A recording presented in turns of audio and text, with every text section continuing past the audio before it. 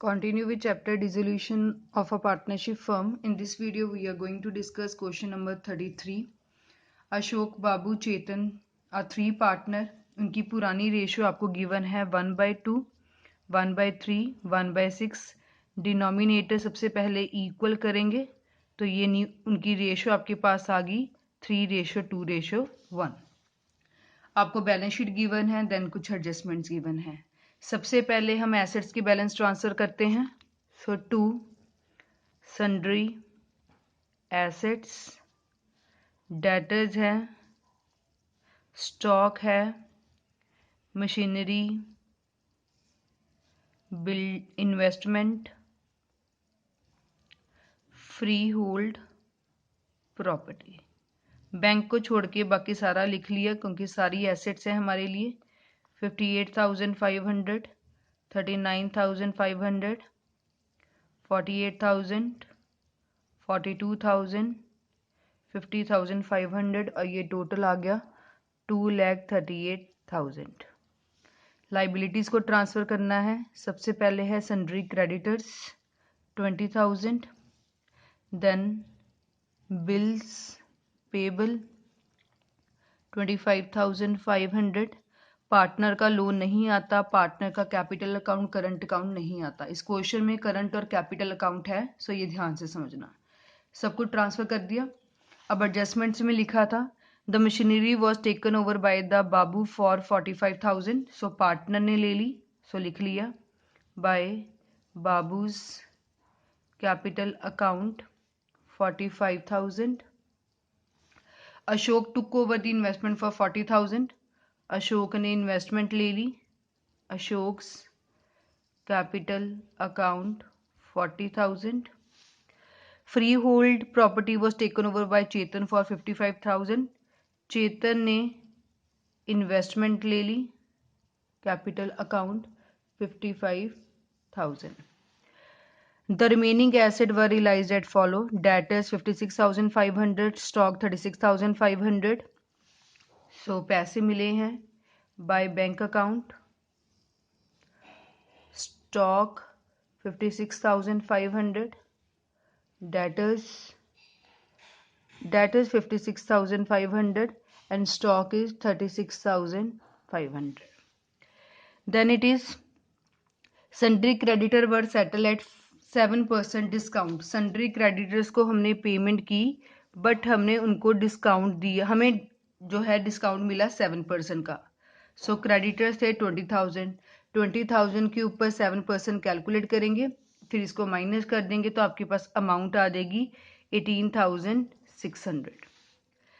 Then it is a computer office but not shown in the books of account realised 9,000. आपके पास एक computer था, पहले आपने नहीं रिकॉर्ड किया, अब उसको बेच के हमें पैसे मिल गए हैं, सो अनरिकॉर्डेड एसेट है 9,000. Realisation expense amounting to 3,000. Realisation के खर्चे हैं 3,000, सो रियलाइजेशन एक्सपेंस 3,000.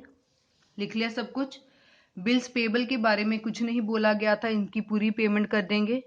बिल्स पेबल 25,500 और ये टोटल आ गया 1,02,000. सो रियलाइजेशन अकाउंट कंप्लीटेड. लास्ट में हम टोटल करते हैं. इसमें क्रेडिट बैलेंस ज़्यादा आ रहा है 2,87,500. उसमें से डेबिट बैलेंस माइनस किया तो बैलेंसिंग फिगर आ गई 2,400. That is profit. To profit transferred to Ashok, Babu, Chetan. उनकी रेशो आपको गिवन है 3:2:1. 1,200, 800, 400. ठीक है. अब देखो करंट अकाउंट था, सो करंट अकाउंट भी लिखा. क्वेश्चन में आपको करंट अकाउंट के बैलेंस गिवन है 10,000, 5,000, 3,000. हमने क्या करना है, करंट अकाउंट के पहले बैलेंस लिख लेने हैं. बाय बैलेंस ब्रॉट डाउन जो भी आपको बैलेंस गिवन है 10,000, 5,000, 3,000 और जितना भी करंट अकाउंट का बैलेंस है वो सारे का सारा बैलेंस कहाँ ट्रांसफ़र कर देना है, पार्टनर्स कैपिटल अकाउंट में. ठीक है. सो अकाउंट छोटा सा बनाना ज़रूरी है और जितना भी आपका बैलेंस होगा करंट अकाउंट का कुछ भी नहीं करना, डायरेक्ट उसको जो है कैपिटल अकाउंट में ट्रांसफर कर देना है। Partners capital account completed. अब हम करंट अकाउंट इज कंप्लीटेड, अब हम पार्टनर्स का कैपिटल अकाउंट बनाएंगे। सो पार्टनर्स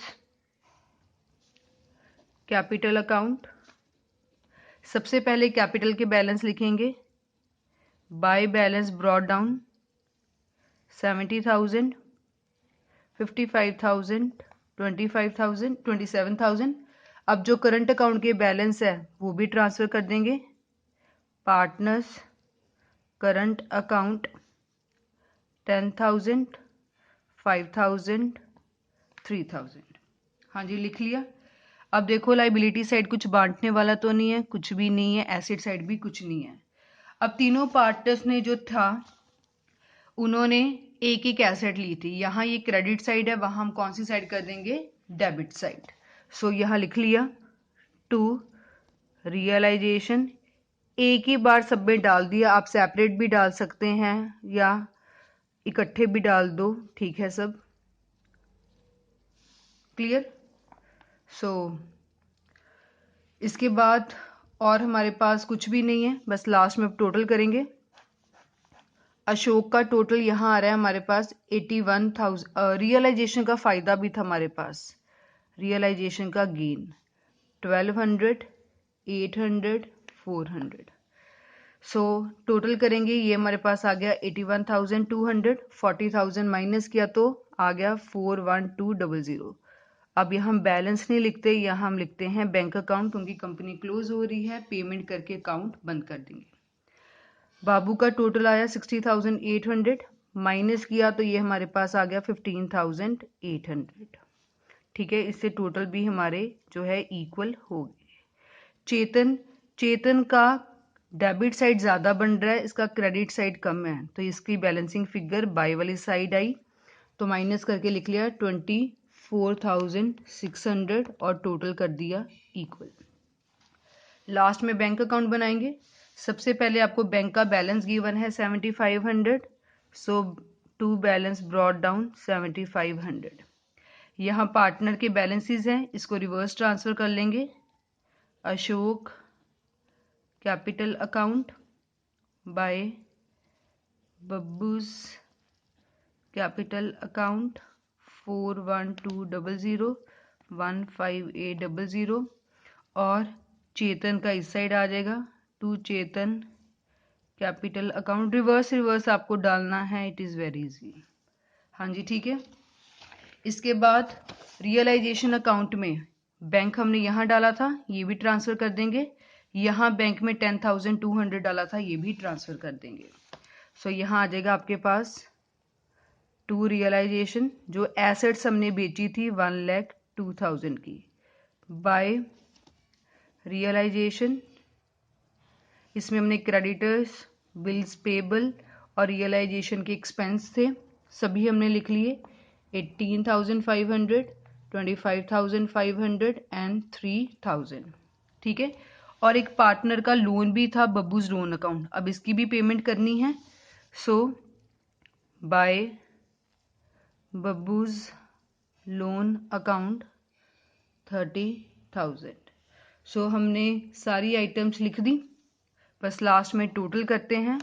बैंक का टोटल इक्वल आ रहा है 1,34,100, 1,34,100।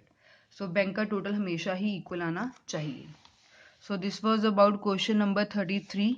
बस एक ही बात का ध्यान रखना है, इसमें करंट और कैपिटल दोनों हैं। सो करंट अकाउंट के बैलेंस को कैपिटल अकाउंट में ट्रांसफर कर दीजिए। बाकी सारा क्वेश्चन सॉल्व करने का पैटर्न बिल्कुल सेम है।